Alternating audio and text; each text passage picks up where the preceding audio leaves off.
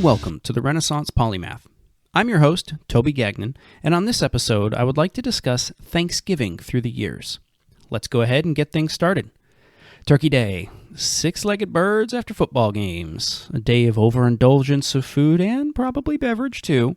Sounds like an American holiday to me. In this episode, I want to take you on a journey and explore the origins of the Thanksgiving holiday, how it has changed when going from one culture to another, one continent to another, and from one era to another. My hope is that I learned something new and dive a little deeper than just surface understanding, and hopefully be able to pass some of that information and knowledge on to you, the listener. Together, I hope we can both become more Renaissance polymath. While the origins of the true Thanksgiving holiday, as it's known in the United States, are still highly debated, to understand the most, we must first travel all the way back to the earliest reliable recordings of human history, the ancient Egyptians. Ironically, I have an odd fascination with ancient Egypt. My sixth grade teacher was a huge fan of that time period, and his passion was something that was infectious. The people of ancient Egypt worshipped many deities, and often showed their love and respect in ways that we, today, consider archaic and sometimes barbaric. After the fall harvest, the people often celebrated through days-long scripted gatherings. This included large feasts after a fasting period.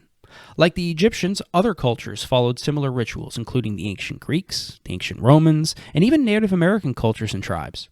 A holiday in the Jewish faith that closely resembles the Thanksgiving we know today is something called Sukkot.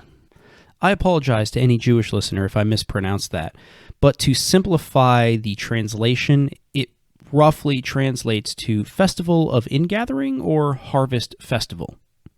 So to say that Thanksgiving was originally a religious holiday would be wholly accurate. These days of celebration coincided with the harvest, astrological events, and even early calendar dates. One could argue that we are very removed from that now, however. In September of 1620, a ship departed from England bound for the New World. The passengers and crew were made up of religious outcasts, despots, and families seeking a better way of life, among many other things. After 66 days on a ship that didn't have a working stove or oven, which I guess kind of makes sense given that the boat was made from wood, they made landfall near the tip of what is today Cape Cod. This was a huge miss. They were actually aiming for the mouth of the Hudson River, some 250 miles south. Whoops. They arrived in modern-day Massachusetts in November, to a land they knew nothing about, missing their intended target along the way by a long shot. Most of the passengers opted to spend the harsh northeast winter aboard the ship.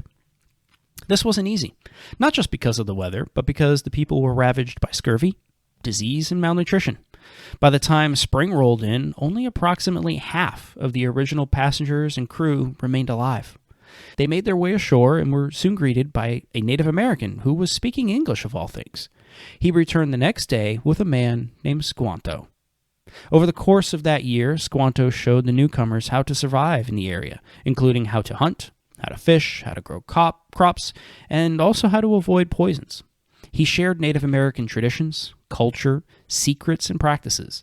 Their generosity helped to establish a strong relationship between the settlers and the local tribe, the Wampanoag. This relationship endured for more than 50 years, but, sadly, there are few stories like this of early European settlers and the Native American peoples.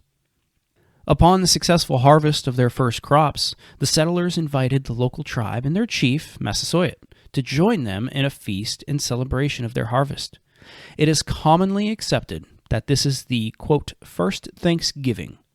Unfortunately, they did not celebrate another harvest until 1623 due to drought and other poor conditions. As years went by, many different states and regions celebrated a version of Thanksgiving. This was largely only observed in the North, though, as the southern states were largely unaware of the traditions and celebrations that had been developed. New York was the first state to establish a recognized holiday called Thanksgiving in 1817.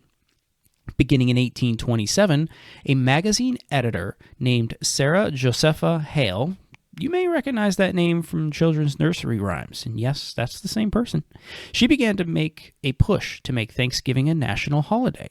She pursued this passion for the next 36 years until, in 1863, President Abraham Lincoln proclaimed that the final Thursday in November would be recognized as a day of Thanksgiving.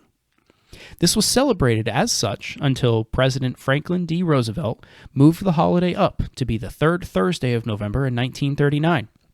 This choice was done in an effort to help the country dig its way out of the Great Depression by attempting to bolster retail sales. This decision was met with extreme discontent and commonly referred to as, quote, Franksgiving for the years it was celebrated, which is the third Thursday in November. Begrudgingly, in 1941, Franklin Roosevelt signed a bill that was passed by Congress setting the date of Thanksgiving back to the fourth Thursday in November, thus taking the power to change the date out of the hands of the president. There are certainly some odd traditions accompanying American Thanksgiving. I'll take the last few minutes of this and touch on some of them, starting with the presidential pardoning of a turkey. While rumored to date back to President Lincoln, President Ronald Reagan was the first to officially present a presidential pardon to a turkey, on record. Music is a tradition. In my family, we listen to Arlo Guthrie's Alice's Restaurant every year. My wife doesn't quite understand it entirely, but since Thanksgiving is my favorite holiday, she goes along with it. Others I know listen to Adam Sandler's The Thanksgiving Song as a part of their tradition. If you've never heard either, consider giving them a listen this year. You won't regret it. Cartoons are another tradition. For me, it's a Charlie Brown Thanksgiving. Elaborate parades take place all across the nation on the morning of Thanksgiving, none more prominent than the Macy's Thanksgiving Day Parade in New York City. Of course, I don't know a single American family that doesn't watch the NFL on Thanksgiving. The Detroit Lions and the Dallas Cowboys always play, and the MVPs are presented with a six-legged turkey after the game. And finally, foods. Turkey, mashed potatoes, gravy, yams, known as sweet potatoes in some other states, green bean casserole, stuffing and/or dressing, depending on where you are, cranberry sauce, pumpkin pie, apple pie, cheesecake, pumpkin loaf, vanilla bean ice cream, and hot apple cider. You know, just writing and then reading that, I can understand feeling fat, needing a nap, and why the rest of the world sees us as gluttons. Then again, my mouth was watering proofreading it, so bring it on. It's my favorite holiday for many reasons, and the food is actually just a very small part of it. Well, that about wraps up this episode. Thank you for letting me talk you through some of the origins of Thanksgiving as well as the history for American Thanksgiving. I would encourage you to do your own continued research and education on this, though, as I found it very fascinating. I'll make sure to link to the things that I discussed in this episode in the show notes. On the next episode, I will be discussing Remembering Pearl Harbor 80 years later. If you have any feedback, feel free to send me an email at podcast@therenpo.com. That's TheRenpo.com. I would also appreciate it if you left a review wherever you podcast. That helps this show be discoverable to others and helps me understand where things can be improved. Don't forget to subscribe and auto-download new episodes so you don't miss any of the future topics. Thank you for listening, and I'll catch you on the next episode.